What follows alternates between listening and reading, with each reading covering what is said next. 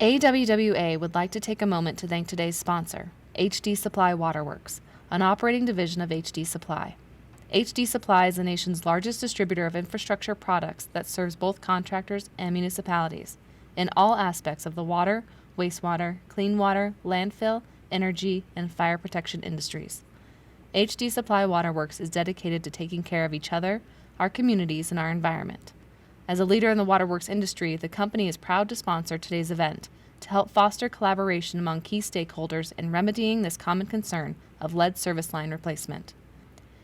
They are represented here today by Andy Santee, Director of Marketing and 26-year AWWA member. Thank you, HD Supply. Welcome to this American Waterworks Association special event, Getting the Lead Out. Vital tips from leading utility managers.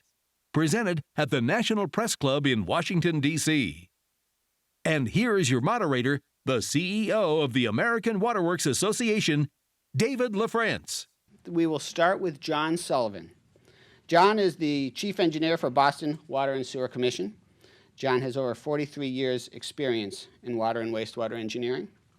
Mr. Sullivan is a registered professional engineer and certified operator of drinking water supplies in the Commonwealth of Massachusetts. John will be discussing Boston's Lead Replacement Initiative program. Welcome, John.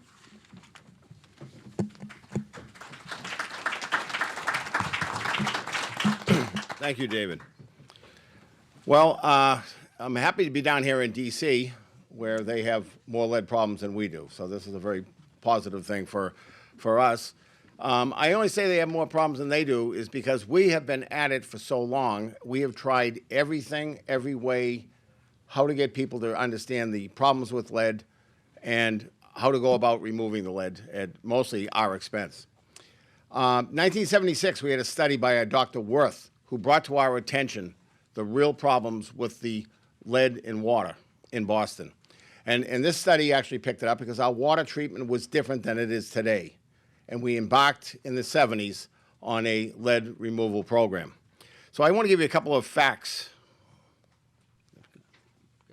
I guess I'm in charge. You're in charge of that part. There you go. I want to give you a couple of basic facts about the Boston Water and Sewer Commission. We purchase our water from a state agency, the Massachusetts Water Resources Authority. We're one of 48 communities that get our water from them. They do the treatment for us. We distribute the water. We're a 48 square mile area, the size of Washington, D.C. or San Francisco. So we're small. We're a very small city. We have 1,000 miles of water main, ranging in size from 4-inch to 48-inch. And yes, some of it's very old. We still operate an 1848 pipe, which is in excellent shape in the Boston Common. We have very few main breaks. Our water system is very strong. We have about 35 main breaks per year, and the national average for the size of our system would be about 250. Most of our leaks are on service pipes. That's the kind of good news when you want to replace lead. That's where we got to go in and make the repairs. That's where we can go in and pull out this lead. We believe a lot of it occurred because of galvanic corrosion. Most of our leaks were at the main, where the brass and the lead met. That's where we had the problems.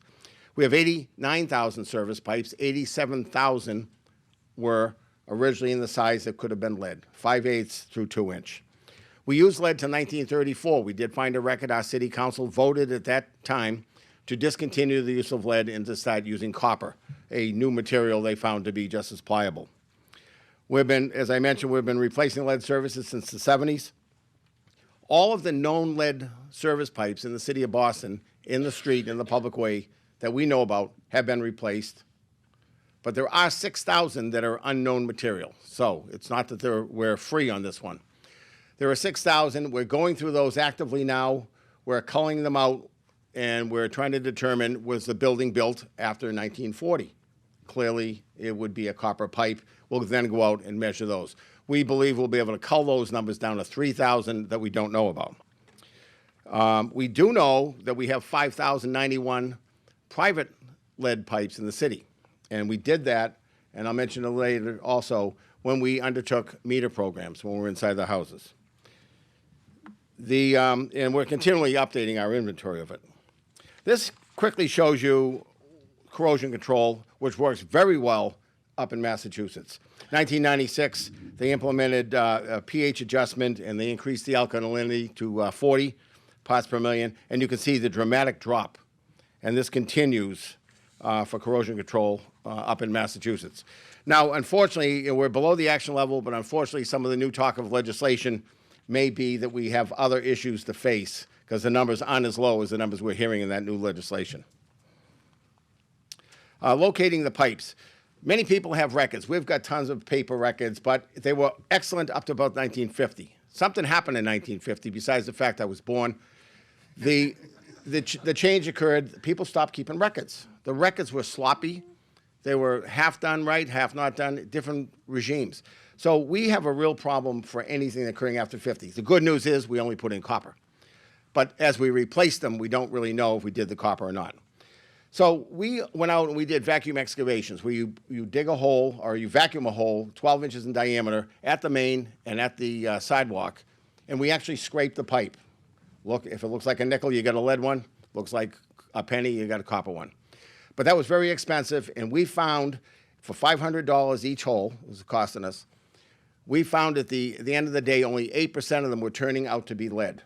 So many of the records, as I mentioned, which were wrong, we were replacing them. Most of it was copper. So we stopped that because it was very, very expensive. During our meter replacement, while you're in the building putting in the new meters, you check it out, you have the technician scrape the pipe, he gives us back the information there's lead coming through the wall. But galvanic corrosion again, that may have only been replaced for a foot or two through the foundation wall. There still may be lead out in that lawn, so you just can't walk away from it. You can also do water sampling. Very expensive, but if you figure out the volume of water, you can determine the water that's coming in from the pipe in the front lawn just by measuring how much pipe is in the house, and you'll be able to determine if, in fact, you've got a lead pipe out there. Financing the replacement. Under our capital program, which we have a very large capital program, right now we're doing $40 million a year, we have replaced or repaired 95% of our old system. We've cement lined it, or we've relayed it. And so during that, we would replace them all in the street. We weren't replacing them in the front lawns. Fortunately, leaks occur, and we have programs where the people would have to repair their own, and we went and helped them replace in the front lawn. This is something we had been going on for many years, but it wasn't a direct attempt to remove lead from the front lawns. We can finance out of our current expense budget. We could issue a bond if we chose, but we don't. We just put it in our capital. We don't have a singular lead removal only program. We can seek outside funding sources like your SRF. In Massachusetts, we have the AWWA, who just issued a program where they make available $100 million available to the cities and towns, which is a loan, interest-free, where you can borrow it should you want to start a program. So we have that available to us if we wanted to. That is recently as 2 months ago. We try to partner with the property owners. We've been doing this for 10 years, where we give them a $1,000 credit. If you let us replace the pipe, you get a $1,000 credit, and you had 2 years to pay us back the remaining money. We only had 1,000 people take advantage of that.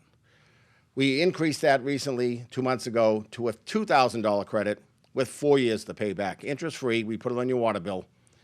A lot of people have been calling when we give them the number of what it really costs to do the work. So 17-foot setback on a house in the city of Boston with the prices we have now will cost $3,700. With a $2,000 credit, you have $1,700 bill to pay us. A lot of people say the water looks pretty good, smells pretty good, tastes pretty good. I'll see you later. So we don't have a lot of people jumping at this chance to replace that pipe. One of the things we mentioned, a lot of people, determining the cost of water loss. It costs us $3,300 for a million gallons. A 1.9 gallon per minute leak on a service pipe will cost us $3,300 in a year. So it's to our advantage to get out there and get these old lead pipes, many of them are 100 years old, out of the system because it's cost effective on another program you have, and that's your leak detection program. Sorry about the checking. My slides are a little messed up here. The need. What is the need that we have? I think the biggest problem I see is the need to communicate. We've been drinking out of these lead pipes forever, and we've changed our water chemistry, and as you've seen, our numbers have come down. The good news is in the old days, we used to flush the toilet, and that dragged in 5 gallons of water to refill that toilet in the middle of the morning, and we flushed out those pipes. And one of the key things I see us failing to do is continually remind our customers, flush those pipes. Any water that's been sitting there in this lead, move it. And we have been telling them, but we haven't been really pushing it. Now, when we do the private lead replacement and all that, we make a big deal of it. But this is for anybody that's got a lead pipe today. And I think we need to get back to doing all that. We need to tell them if they got lead pipes. Most people don't know. If the water is good, you've got plenty of other things to worry about every day. The shared responsibility. It's tough to make them understand they really own that front lawn pipe. They don't want to hear it. But it's important that you go through it and you talk to them. You got to tell them where they can get the information. We have a website. I'll show you a picture of it. You put in your address. It'll show up if your house has a lead pipe that we know about. You got to make sure when you talk to people, simple pictures. Got to show them pictures, photos, or anything else. Don't make it complicated. Don't tell them about the neuroscience of lead and the dangers and that. Just tell them lead is not good for you. Everybody can understand that. We're trying to get it out. And then what you do is refer them to their doctors. We are not doctors. We're not public health people in that sense to tell you how it reacts with your body. And don't get involved in that conversation either with your customers or with the press. That's not your end. You got to do it in all languages, something we forget a lot. We all think the whole world speaks English. There's so many people that will see that. They may know a little English, but they're not going to pay attention unless it's in their language and the dangers. Talk to them. And I think the biggest problem we're seeing now, get the information to the landlords, not to the renters. Get the information to the renters, not to the landlords. Everything we do is we communicate with the landlord, pay your bill. They pay all the bills. But they don't live there necessarily. A lot of the people in the environmental justice areas are living in homes owned by people who don't live there. And yet we're communicating with this landlord saying, take out this pipe, we'll give you a good deal. Why does he care if the water's working fine and no one's complaining? Why does he care about spending any extra money? He's not drinking the water. So we've got to reverse that and get to these renters and get to these people that are actually consuming the water and deal with them. So targeted mailings, we did a mailing in 2006. We got a bunch of people, some were active, we replaced 1,000. We're going to change that to have targeted mailings every 3 years. If we know you've got a lead pipe, we will pester you. Why? A lot of homes are turning over, and the people may have already moved out. You may be starting a new family. At first, you didn't care about it, you didn't have a lot of money, but now you have a child. Now you care. So we got to keep reminding you, and that isn't just with the bill stuffers. Bill stuffers aren't good. This will be a targeted. We're going to find out who lives there and mail it to them. We want to highlight on our website to show everybody this is what's going on. And you know what? People look up theirs, they'll see their neighbors, they'll talk to them about it. A lot of questions about whether we should be telling people that. This is a quick example of our website, of what it looks like. You pull it up, put your address in, you'll see the homes. You'll see the yellow homes there. That tells the neighborhood about who has got a particular problem. This is our lead replacement program. It's a brochure. It's free to copy. It's on our website. The one thing I mentioned earlier, it's in English. It is not in multiple languages, something that we're going to be working on to take care of it. So I guess to wrap it up is the lead pipes got to go. They got to go, but it's going to take time. I don't care who in here's got a program. You're still looking at a 5 to 10 year program to find them all and to get them out and convince the customers to work with you. It's their property. The inventory of pipes should be your first step. If you haven't started working on it, you've got to work on that now. You got to review your financing options. How do you build it in? Do you build it in a particular rate case or whatever? Public education, I can't emphasize enough, is the most important thing you can do. Tell them to flush the pipes. Get clean water in there all the time. The occupants of the properties, I mentioned that earlier. That is extremely important that you get to them. Partner with all your health partners. We have them on our brochure. They talk to the people about health. We don't. There's an AWWA lead resources community page. It's very valuable. Contact other utilities. We're open all the time for anybody that wants to know how we've done it and where we've gone. I leave you the address of the Boston Water Sewer Commission and also my personal one. Any emails you'd like, send them to me. I know how to give them to someone who knows how to answer it properly for whatever your question is, and we'll get back to you right away. So thank you very much.